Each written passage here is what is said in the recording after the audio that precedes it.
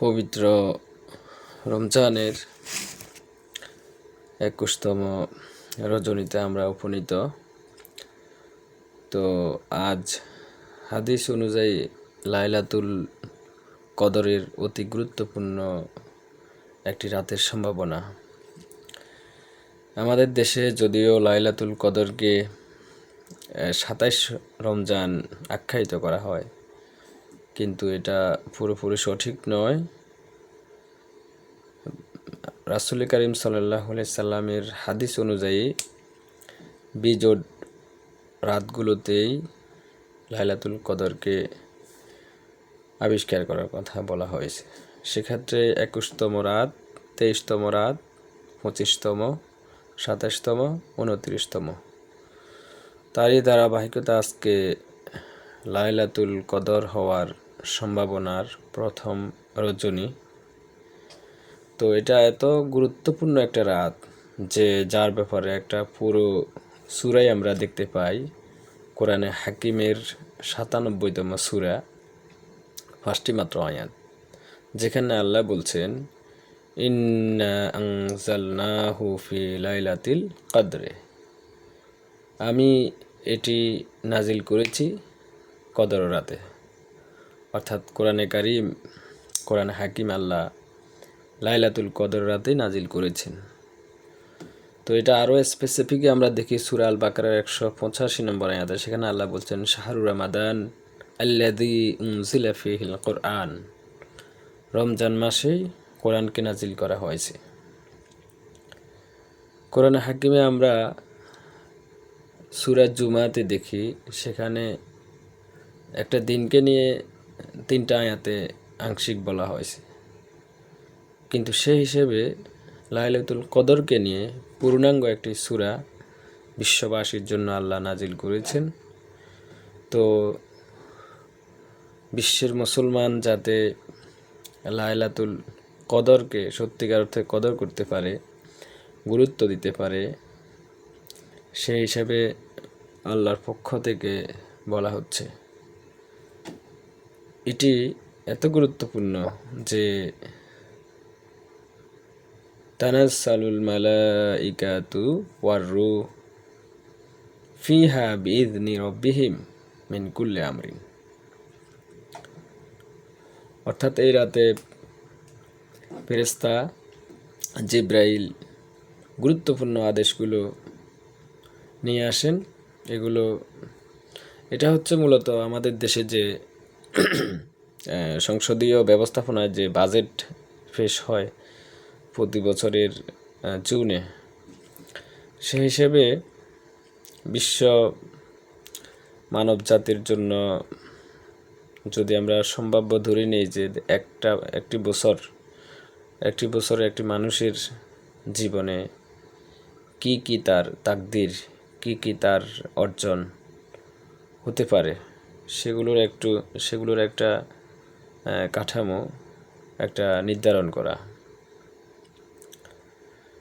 তো এখানে এই লাইলাতুল কদর এতটাই গুরুত্বপূর্ণ যে লাইলাতুল কদরি খায়রুম মিন আলফি শাহর, যেখানে 1000 মাস অপেক্ষা উত্তম। তো 1000 মাস মানে এখানে ক্যালকুলেশনে আসে 83,000 বছর 4 মাস, কিন্তু এখানে সেটা বলা হচ্ছে না। এখানে বলা হচ্ছে হাজার হাজার মাস, তার মানে অসংখ্য সীমাহীন মাস, অর্থাৎ একটি রাতের বিপরীতে একটি রাতের বিনিময়ে। তো মূল কথা হচ্ছে এই রাতটি অত্যন্ত গুরুত্বপূর্ণ কেন? এটার মূল যে কারণ সেটা হচ্ছে এই রাতে বিশ্ব মানব সভ্যতার কল্যাণের জন্য কোরআনে কারিম নাজিল করা হয়েছে।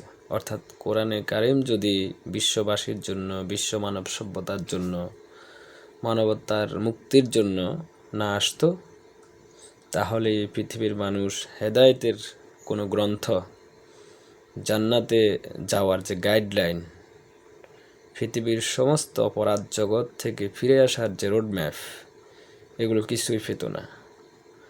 তো সেটা সূরা বাকারাতে আমরা দেখি যে ফামান তাবিয়া হুদায়া ফালা খাউফুন আলাইহিম ওয়ালা হুম ইয়াহজানুন, যে আল্লাহর যে হেদায়েত এটা যারা অনুসরণ করবে তাদের জীবনে কোনো ভয় নেই এবং কোনো চিন্তায় নেই। তো কোরআন নাজিল হয়েছে এই রাতে। তো কোরআন নাজিলের কারণেই মূলত আমরা যে রমজান মাসে যে রোজা রাখি, এটা হচ্ছে যে কোরআন নাজিলের কারণে পৃথিবীবাসীর জন্য কোরআনে কারিম পাঠানোর কারণে একটা কৃতজ্ঞতা স্বরূপ এই রোজা আমরা রাখতেছি। আর রোজার এত গুরুত্ব, এত মর্যাদা, এত মূল্যবান। তো কোরআন পৃথিবীর মানুষের জন্য যে আসছে, এজন্য পৃথিবীর মানুষদেরকে আল্লাহ বলছেন যে তোমরা একটু আনন্দ করো, মানে খুশি থাকো। সেটা আমরা দেখি সূরা ইউনূসের ৫৮ নম্বর আয়াতে, কুল বিফাদলিল্লাহি ওয়া বিরাহমাতিহি ফাবিযালিকা ফালইফরাহু হুয়া খায়রুম মিম্মা ইয়াজমাউন।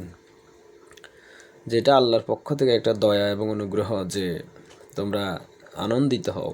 অর্থাৎ কোরআন যে পৃথিবীবাসীর জন্য আল্লাহর পক্ষ থেকে নাজিল করা হলো, এর জন্য তোমরা আনন্দ বোধ করো। অর্থাৎ এই কোরআনের বিধিবিধান মেনটেন করে তোমরা যদি জান্নাত লাভ করতে পারো, অবশ্যই তোমাদের জন্য এটা অবশ্যই একটা আনন্দের, এটা শান্তির, এটা সুখের।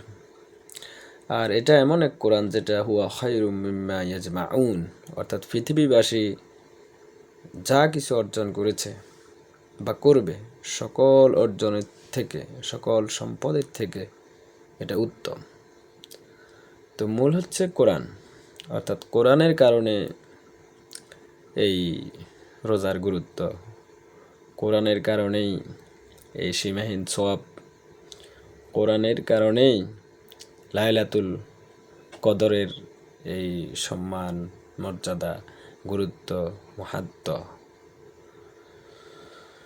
তো আমরা যাতে লাইলাতুল কদরকে বেজোড় রাত্রিগুলোতে আবিষ্কার করতে পারি, পৃথিবীর মানুষ সেই হিসেবে আল্লাহর জান্নাতের পথের প্রতীক হতে পারে, সেটাই কোরআনের কামনা।